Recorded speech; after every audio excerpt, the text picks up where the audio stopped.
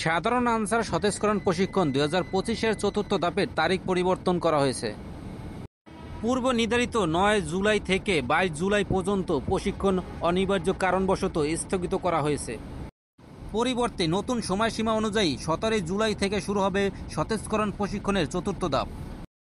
নির্বাচিত প্রশিক্ষণার্থীদের 16 জুলাই 2025 তারিখে বিকেলে একাডেমিতে যোগদান নিশ্চিত করতে হবে।